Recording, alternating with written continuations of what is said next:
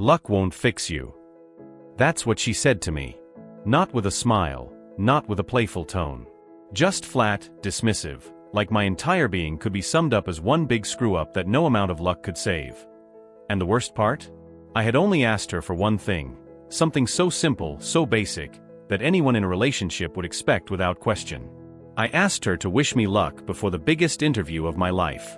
Just a little encouragement, a little "you got this." Instead, she gave me those 5 words that dug into my chest like a knife. Luck won't fix you. Now, if that was all, maybe I could have brushed it off. Maybe I could have told myself she was joking or that she just had a bad day. But that one sentence became the crack in the wall.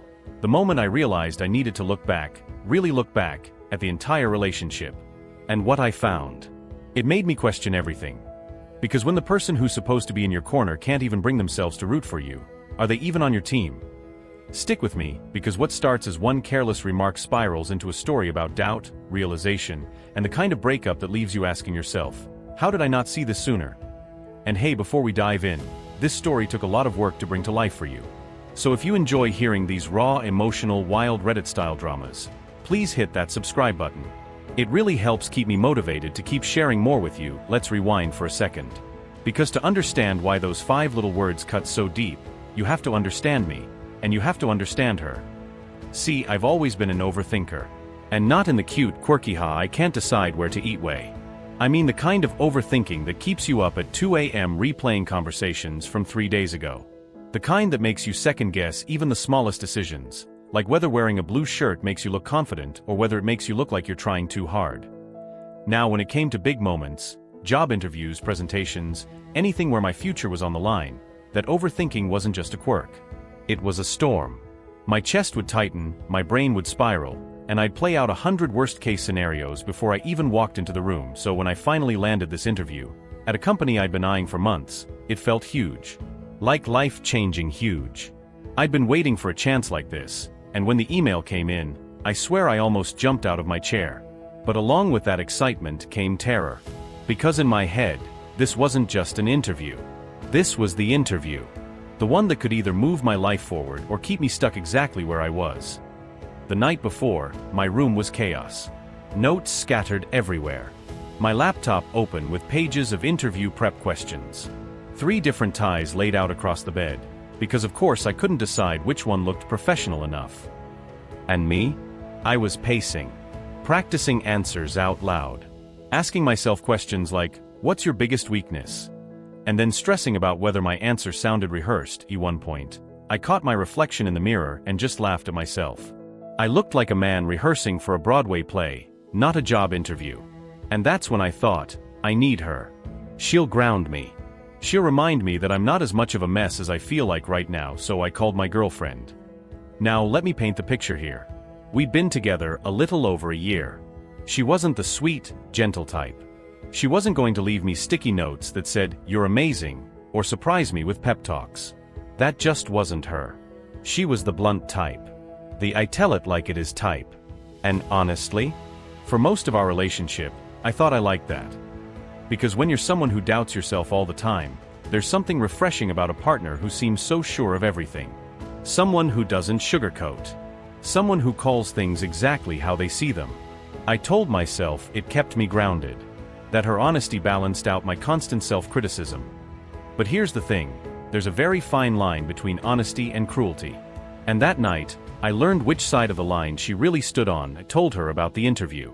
I rambled about how nervous I was, how badly I wanted the job, how I was worried I'd blank out in the middle of an answer. And then I said something simple. Something any partner in the world would expect to hear back from. Hey, can you just wish me luck? I think I need it. And then came the snort. Not a giggle. Not a chuckle. A snort. That sharp, ugly sound that instantly tells you, this person isn't taking you seriously. And then she followed it up with those 5 words, luck won't fix you. For a second, I froze. I thought maybe I misheard her. I laughed awkwardly, trying to play it off, and said, wait, what do you mean by that? And instead of backtracking, instead of softening it, she doubled down. She said something like, come on, you know what I mean. You get in your own way. Even if you had all the luck in the world, you'd still find a way to mess it up. Now let me pause here and ask you, imagine being in my shoes. Imagine standing there, your chest already tight from nerves, just looking for 1 ounce of reassurance from the person you love. And instead they tell you flat out that you're destined to fail. What would you do if your partner said that to you? Would you brush it off as just honesty? Or would it feel like a knife to the gut? I'll be real with you, in that moment, I tried to brush it off. I told myself maybe she was having a bad day. Maybe she didn't realize how harsh she sounded. Maybe. But the truth? It stuck. And as I hung up the phone that night, instead of focusing on my interview prep, I replayed her words over and over again in my head. Luck won't fix you. Luck won't fix you. And that's when something shifted inside me. Because for the first time, I started asking myself a question I wasn't ready to face. Has she ever really been in my corner? Be honest. If your partner said something like this about you, would you forgive them, or is that the ultimate deal breaker? Let me know in the comments. After that phone call, I tried to tell myself it was nothing. I really did. I told myself, she didn't mean it like that. You're overreacting. You're too sensitive. But here's the thing about words. Once they're spoken, they don't disappear. They echo. They replay in your head at the worst times. And when you're already the kind of person who overthinks everything, those words don't just echo, they haunt. That night, instead of rehearsing my answers like I'd planned, I lay in bed staring at the ceiling, hearing her voice on a loop. Luck won't fix you. Luck won't fix you. Luck won't fix you. By the time morning came, I wasn't just nervous about the interview. I was carrying the weight of her judgment on my shoulders. And let me tell you, when you walk into a high-stakes interview already believing you're doomed to fail, the outcome is almost guaranteed. I remember sitting in the lobby, clutching my resume like it was a lifeline. My hands were sweaty. My heart was pounding. And instead of thinking about the smart, thoughtful answers I had practiced, my brain kept circling back to her words. When they finally called me in, I stumbled through introductions. My voice cracked. My answers felt robotic, like I was trying to say the right thing but couldn't find the right rhythm. At one point, I blanked completely on a question I knew the answer to, just total mind wipe. And you know what popped into my head at that exact moment? Her laugh. That little mocking snort. Like she had called it ahead of time. See? I told you. You'd find a way to mess it up. I walked out of that building with my stomach in knots, already knowing the result before I even got the email. That evening, I called her. I wanted to tell her how it went. I wanted her to at least pretend to care. But instead, the moment I started explaining, she interrupted me with, "So, did you blow it?" I felt my throat tighten. I said, "Why would you say it like that?" And she rolled her eyes. I could hear it in her voice, even over the phone. "Oh, come on. Don't be so dramatic. I'm just being honest. You always get so worked up, and then you act surprised when it doesn't go perfectly." That's when something inside me cracked. Because honesty without empathy? That's not honesty. That's cruelty dressed up as a virtue. I told her. Do you realize how much your words got in my head? Do you realize how much it hurt when all I asked for was a little support, and you told me I was basically hopeless? And do you know what she said? She laughed. Actually laughed. Wow. You're seriously making me the villain because you couldn't handle one interview. That was the moment I realized we weren't just having a fight. We were having a revelation. Because when you open up about how someone hurt you, and their first reaction is to mock you for it, that's not just a red flag, that's a whole field of them waving in the wind. But of course, me being me, I still tried to rationalize it. I thought, maybe she doesn't realize how harsh she sounds. Maybe she thinks she's motivating me in her own way. But deep down, I knew better. That night, lying in bed, I started thinking back. Really thinking. About all the little moments I had ignored. The times I brushed off her sarcasm as bluntness. The times I told myself she was just being honest. Like the time I cooked dinner for her, nervous because I'm not exactly a 5-star chef, and instead of saying thank you, she wrinkled her nose and said, "Wow, at least you tried." Or the time I was stressing about a presentation at work and she said, "Don't overthink it, it's not like anyone listens to you anyway." Or the time I asked her if I looked okay before we went out, and she shrugged and said, "It's fine, but don't blame me if people stare." At the time, I laughed those moments off. I told myself she just wasn't the lovey-dovey type. But now, looking back with fresh eyes, I realized they weren't isolated incidents. They were a pattern. And here's the kicker: once you start noticing a pattern like that, you can't stop seeing it. It's like a curtain has been pulled back, and suddenly every memory looks different. Instead of being the honest, blunt girlfriend, she looked more like someone who got a little too much joy out of keeping me small. And when that realization hits you, it's devastating. Because it doesn't just make you question the last fight, it makes you question the entire relationship. After that fight, something in me changed. Up until then, every time she'd made one of those little comments, those sarcastic jabs, those honest digs, I'd brush them off. I told myself, that's just her personality. I told myself I was too sensitive. I told myself I needed to toughen up. But that night, after the interview disaster, after hearing her laugh at my pain, I couldn't unhear it. I couldn't unsee the pattern, so I did something I'd never done before. I started paying attention. Not just casual attention. I started taking mental notes. Sometimes even actual notes. Every time she made a remark that stung, every time she twisted something vulnerable into a joke, I wrote it down. Not because I planned to throw it in her face like evidence, but because I needed to prove to myself that I wasn't imagining it. Because here's the dangerous thing about being with someone who chips away at you. After a while, you start doubting your own reality. You start wondering, am I overreacting? Am I crazy? Maybe this is normal. But when I started seeing it all written down, laid out in front of me, the truth became undeniable. Tea wasn't just once in a while. It wasn't just the occasional snarky comment. It was constant. It was systematic. It was death by 1,000 cuts. And the more I noticed, the more I realized it wasn't just about me being anxious or insecure. It was about her needing to keep me in that place. Because think about it, if you're with someone who constantly feels small, who doubts themselves, who looks up to you for validation, that puts you in control, doesn't it? You get to be the confident one, the realist, the one who calls the shots. But if that same person ever starts realizing their worth, ever starts believing in themselves, suddenly the power dynamic shifts. Suddenly, you're not the one in control anymore. And I think that's exactly why she kept me where she did. The more I realized that, the angrier I became. Not the kind of hot, explosive anger that makes you want to scream. No, this was colder. Sharper. The kind of anger that makes you plan. So I started pushing back. Subtly at first. When she'd make a sarcastic comment, instead of laughing it off, I'd just look at her. Quietly. Let the silence hang in the air. And you know what? She hated it. Because silence takes the fun out of cruelty.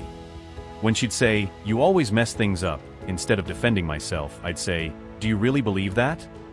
And watching her scramble to spin it into a joke was eye-opening. And then came the night that changed everything. We were sitting on the couch, and I told her calmly, "I don't think you actually believe in me. I don't think you've ever really supported me." I expected her to deny it. I expected her to say, "Of course I believe in you." Even if it wasn't true, I thought she'd at least try to cover it up. But instead, she laughed. Laughed. "Well, maybe if you weren't such a mess all the time, I'd have something to support." And that was it. The moment the last bit of denial shattered. Because in that one sentence, she admitted it. She wasn't just being honest. She wasn't trying to help me toughen up. She really didn't believe in me. And she was fine with saying it out loud. That was when I knew this wasn't just a rough patch. This wasn't about me being too sensitive. This was about me being in a relationship with someone who enjoyed having the upper hand.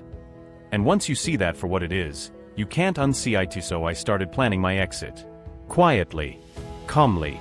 No dramatic confrontations. No screaming matches. I just started detaching. I stopped asking for her opinion on things. I stopped looking to her for reassurance. I stopped giving her the satisfaction of seeing me doubt myself.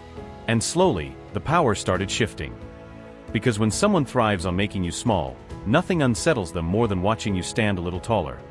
And I could see it. I could see it in her face when her little jabs stopped landing. I could hear it in her tone when I didn't rise to the bait. I could feel it in the air between us. The balance was changing and she knew it. And then came the moment that set up everything that followed. One night, after another one of her sarcastic digs, I looked her dead in the eye and said, "You know what?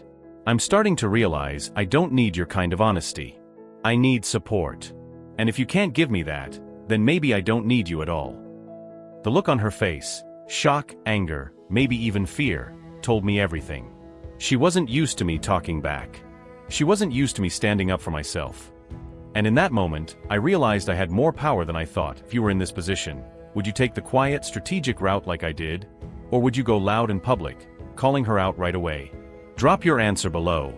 I'm curious what you'd do. The breaking point didn't come in some quiet, private argument. No, it happened in front of other people. And honestly, that's what made it sting the most. But also what made it the clearest I'd ever seen things. T was about a week after that conversation where I told her I might not need her kind of honesty.